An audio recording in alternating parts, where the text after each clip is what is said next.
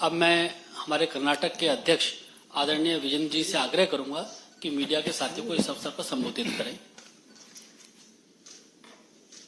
ಎಲ್ಲರಿಗೂ ನಮಸ್ಕಾರ.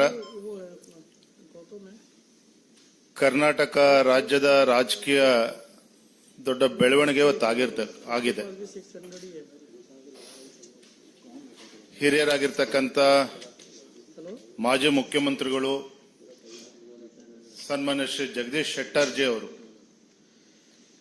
ಕಾಂಗ್ರೆಸ್ ಪಕ್ಷವನ್ನ ತೊರೆದು ಕಾಂಗ್ರೆಸ್ ಪಕ್ಷದ ಪ್ರಾಥಮಿಕ ಸದಸ್ಯಕ್ಕೆ ರಾಜೀನಾಮೆಯನ್ನು ನೀಡಿ ತಮ್ಮ ವಿಧಾನ ಪರಿಷತ್ ಸ್ಥಾನಕ್ಕೂ ಕೂಡ ರಾಜೀನಾಮೆಯನ್ನು ನೀಡಿ ಮತ್ತೊಮ್ಮೆ ಭಾರತೀಯ ಜನತಾ ಪಾರ್ಟಿ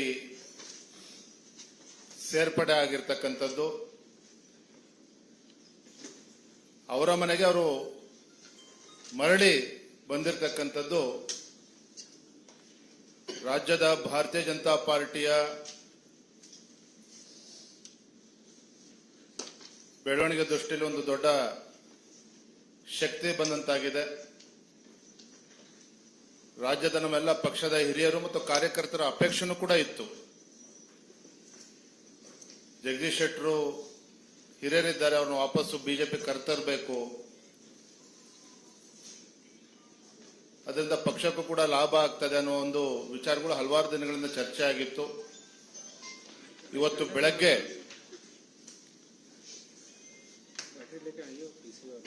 ಭಾರತೀಯ ಜನತಾ ಪಾರ್ಟಿಯ ವರಿಷ್ಠರಾಗಿರ್ತಕ್ಕಂಥ ಮಾನ್ಯ ಗೃಹ ಮಂತ್ರಿಗಳು ಅಮಿತ್ ಶಾ ಜಿ ಅವರು ಅವರನ್ನ ಭೇಟಿ ಮಾಡಿ ಸನ್ಮಾನ್ಯ BS ಯಡಿಯೂರಪ್ಪನವರು ಮತ್ತೆ ಜಗದೀಶ್ ಶೆಟ್ಟರ್ ಎಲ್ಲ ಹಿರಿಯರು ಅವರ ಸಮ್ಮುಖದಲ್ಲಿ ಭೇಟಿ ಮಾಡಿ ಅಮಿತ್ ಶಾ ಜಿ ಅವರ ಚರ್ಚೆಯನ್ನು ಕೂಡ ಮಾಡಿ ಯಾವುದೋ ಒಂದು ಅಪೇಕ್ಷೆ ಇಲ್ಲದೇನೆ